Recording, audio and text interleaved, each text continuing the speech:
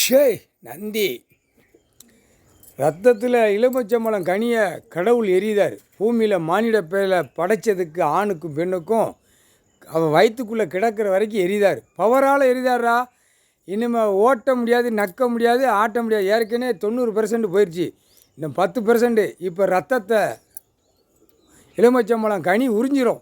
உறிஞ்சவுடனே அப்படியே அப்படியே பொம்மை மாதிரி போவான். இப்போ இந்த தமிழ்நாட்டிலேருந்து டெல்லி வரைக்கும் அமைச்சர் பூரா பொம்மை மாதிரி நடந்து போகிறானா, அப்படி கையை பையா வீசி போகிறானா. இனிமேல் வீச விட மாட்டார். அப்படியே படுக்க போட்டு கட்டில் போட்டு படுக்க மெத்தையில் உருளை விடுவார். மெத்தையில் உருள்றா மெத்தையில் படுத்து உருளை காலை கை உதறா வலி வலி எடுப்பார். இப்போ ரத்தம் ஃப்ளட்டில் எரிதார். டாக்டரு எந்த கொம்பனும் கண்டுபிடிக்க முடியாது. இனிமேல் ரத்தம் ஊறாதுரா. ரத்தம் ஊறாது. உடம்புல இருக்கிற அத்தனை ஏமாத்தித்தனம், மொல்லை மாதிரி முடிச்சு வைக்கித்தனம் அத்தனை அந்த ரத்தத்தில் தான் இருக்குது. அது பூரா கக்க விட்டு உள்ளே செயலறையில் கொண்டு போயிடுவார். ரத்தத்தை வச்சு எடுத்து உள்ளே கொண்டு போய் செயலறையில் ஏற்றி நச்சிடுவார்.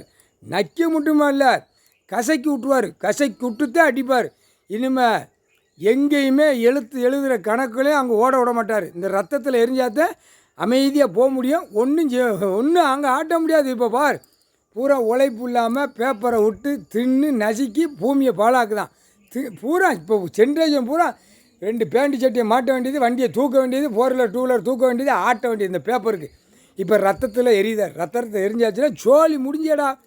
சோழி முடிஞ்சு எல்லா தொழில் வியாபாரம் எல்லாம் அனைத்தும் ரத்தத்தில் ரத்தமாக கக்கி ரத்தமாக கீழே மாற இறக்கி அப்படியே நடப்பான். வண்டியில் ஓட்ட முடியாது.